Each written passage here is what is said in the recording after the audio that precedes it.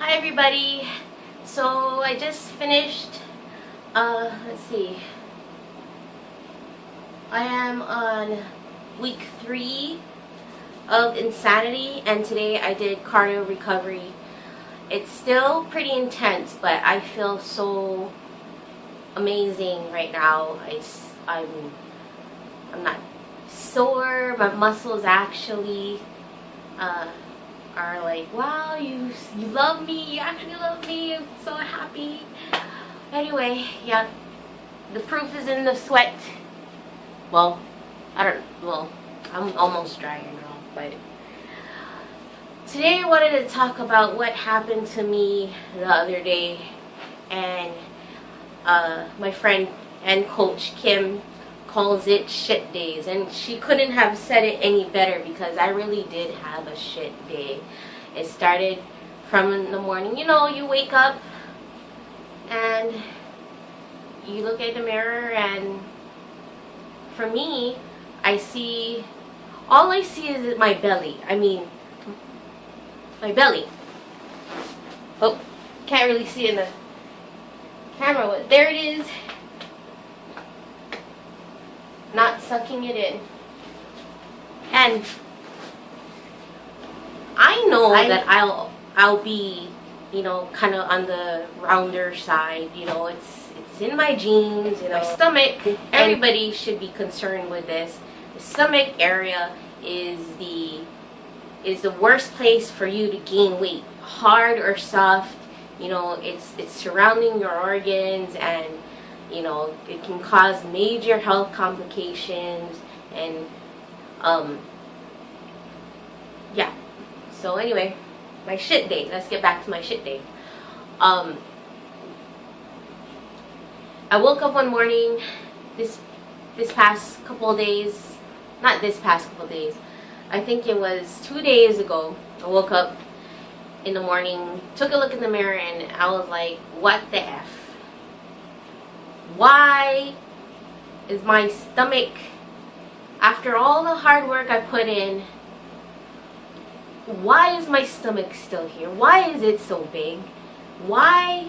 I mean, yeah, I know how I got here. I know how I got to this point. I've been told how many times how I got to this point. But, yeah, so don't have to tell me, yeah, I brought myself here. Yeah, I take full responsibility for that. But after all the hard work, the clean eating, the exercise, why is my belly still here? And I couldn't bring myself to realize how much progress I made from January, February of this year to present day. I totally forgot. I lost 20 pounds already. I lost 15 inches off my body. And my stomach, the top, this part here used to kind of be out. And it sunk in, and my stomach is dropping. I'm not going to show you my stomach, but to give you a visual, my waist, the bottom part of my belly is still the same size, but it's shrinking from the top down. And I totally forgot all that. I totally forgot about, you know, the fact that I can squat 65 pounds, squat and deadlift. That I can do push-ups now. And now do push-up jacks, you know, and plank longer, and not use my rescue inhaler, and, you know, all these other awesome things that's happening to me. All I could focus on was this belly, and just the fact that it was here, you know. And it was an all-day thing. I didn't want to talk to anybody. And then when my husband finally came home, I just bawled like a little baby. And, you know, it was, he found the right words to get me back into snap out of it, Jen, and realize what you have done. And on top of all that, I'm helping people who want to get healthier, not for just aesthetics. And for me, it's not aesthetics. For me, is to create a healthy body worthy of carrying a baby. And soon, not getting any younger, but to create a body to thrive in, not worth thriving in. Yeah. I couldn't see past my belly. I couldn't see past what the scale told me, and regardless of women, they fluctuate depending on their hormones, salt intake, water intake, stress. Their weight fluctuates more than men, and muscle weighs more than fat per gram. And knowing all of that, and of course it's gonna go up and down because you are building stamina, you're building strength. You eat still. Just because you eat clean, it doesn't mean you don't pack on a little bit of pounds, because you're adding mass to your body. Considering all of that, I totally forgot, and I just broke down and cried and got frustrated. And it's gonna happen. Shit days are gonna happen. No matter how strong, no matter how long you've been in the game, trying to eat clean, work out, exercise like crazy, doing insanity. For me, doing insanity, you're gonna have shit days. And it took me a shit day to realize that I'm gonna have this shit day. I'm gonna have shit day again. I've had them before, but I've never had them during a time where I was actually doing something about it. Yeah, that was one of my lower points in this weight loss, health and fitness journey that I'm going through. And find one thing I can say, I will say, you have to find somebody that you can talk to and just be completely comfortable with talking to about your shit day. Whoever it is. Mine, my husband. God love him. I love him so much. My husband, and who's gone through it too. He lost over 60 pounds and is still losing. My goodness. So he's been there. And then an accountability group, friends who are like-minded, vent to them, talk about it, get it out, because the more you hold it in, not only will you increase your cortisol, that hormone that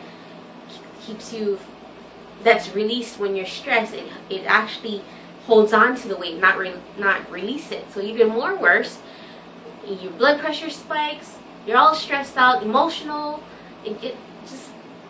It's better to let it out, talk about it, talk to somebody about it, versus to hold it.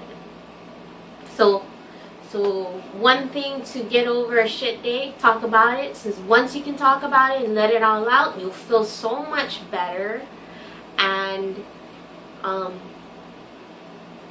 you get over it so much more quickly than you would just holding it in. Because the longer you hold it in, the longer you have time to dwell on it, and the more time you'll add to, that much closer you'll be crazy. Let's just say you'll become crazy. So talk to somebody, do something you love.